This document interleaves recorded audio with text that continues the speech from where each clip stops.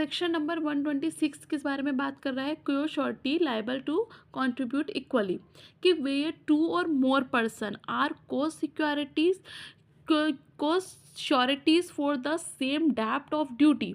किस बारे में? कि when two and more person act surety for the same डेप्ट or duty they are the called co sureties, कि either jointly severally and whether the under the same different contracts and whether the with the without knowledge or each other the co-sureties in absence of the any contract to or the contrary are liable as between themselves to pay each an equal share of the whole of debt and of that the person of that part of the which is the remains of the unpaid by the principal debt। क्या कह रहा है ये? कि when two and more person act the sureties for the same debt or duty they are called the co-sureties, कि जहाँ पर दो या दो से ज़्यादा लोग श्योरिटी बन जाते हैं और वो कोई श्योरिटी देते हैं तो क्या उन्हें क्यों श्योरिटी कहेंगे? यस, को-श्योरिटी कहेंगे आपका। दे आर कॉल्ड द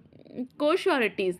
अब इट डज नॉट मैटर कि whether they sign the same contract or different contract, इस चीज़ से कोई फ़र्क नहीं पड़ेगा कि उन्होंने कॉन्ट्रैक्ट सेवरल किया है, अलग किया है या एक साथ किया है। मीन्स उन्होंने कॉन्ट्रैक्ट अलग अलग किया है या एक साथ किया है।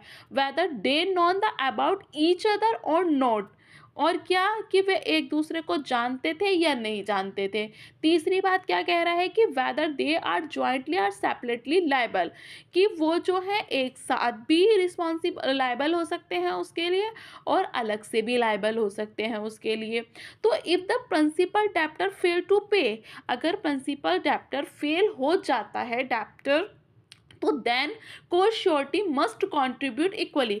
अब जो हमारे को-श्योरिटी ए बी सी तीन है को-श्योरिटीज, तो तीनों क्या होंगे? इक्वली लायबल होंगे, कंट्रीब्यूट करेंगे उसमें among the them self unless there is a contract standing otherwise, कि दिस मीन्स कि each surety must bear an equal share of the loss. अगर लॉस हो जाता है, नुकसान होता है, तो यहाँ पर हमारे तीनों श्योरिटी जो होंगे बराबर बराबर इक्वली कंट्रीब्यूट करेंगे। फॉर एग्जाम्पल इसका एक इलस्ट्रेशन देखते हैं। Illustration A and B and C are sureties to D for the sum 300 rupees and E makes the default in payment. A, B and C are liable as a between themselves to pay 1000 rupees each। क्या कह रहा है? A और B और C तीन को sureties है हमारे पास, तीन A, B and C, और D कौन है? Creditor. D is a creditor, 3 sureties हैं, और E is a principal debtor. तो तीनों पार्टीज हमारे पास हो गई। A B C is a co-sureties, D is a creditor, E is a principal debtor. अब A B and C give the guarantee to D. A और B सी किसको guarantee दे रहे हैं? डी को गारंटी दे रहे हैं 3000 रुपीज एंड टू ई। किस चीज़ के लिए?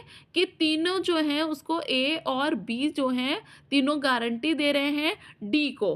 अब ई ने क्या किया यहाँ पर? E is a principal debtor. E ने यहाँ पर जो ई फेल टू पे डेप्ट, ई हो गया फेल, ई ने पेमेंट नहीं किया। अब तीनों क्या? 3000 तक का नुकसान हुआ है ना, 3000 का डिफॉल्ट हुआ है। अब क्या हमारे ए बी सी तीनों देंगे यहाँ पर?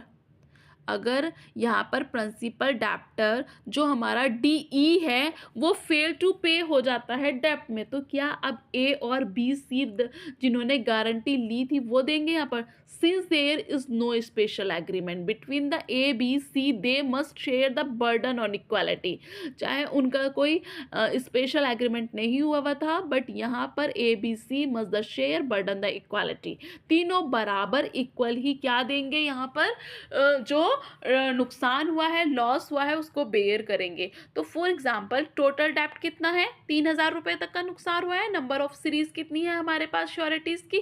3 ही हमारे पास श्योरिटीज है। तो each surety will pay 3000 rupees. 3 है ना, तो कितने कितने देंगे? ईच 1000। एक 1000 रुपये एक देगा, 1000 एक देगा, 1000 सी देगा। तो 100 ए पे, 1000 बी पे, 1000 सी पे, 1000 3000 हमारे पे हो गए। सिंपल।